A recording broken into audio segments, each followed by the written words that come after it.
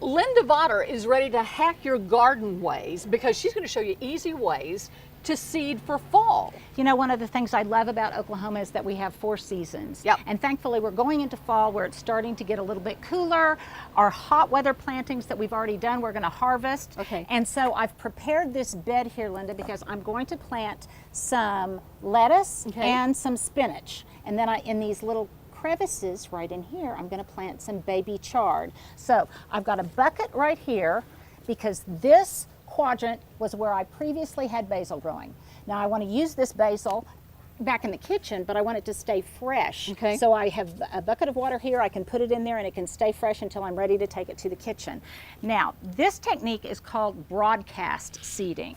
I will take the spinach and basically all I'm doing is literally broadcasting it. Okay. So I'm just kind of gently tossing it. I don't really care too much about spacing because this is a densely planted garden green.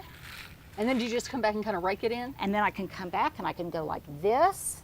It needs relatively shallow conditions to germinate, so I can do that, or I could do it with a hoe. Then I'm going to water it after it's in place.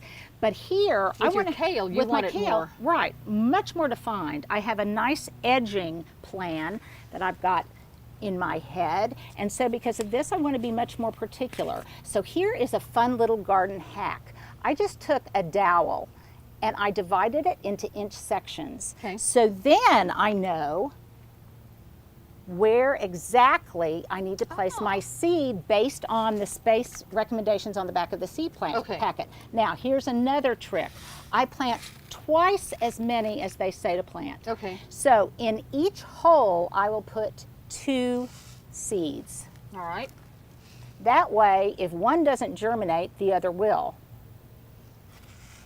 All right. When these do germinate, they will come up in a very symmetrical, orderly way, marching up and down my brick border.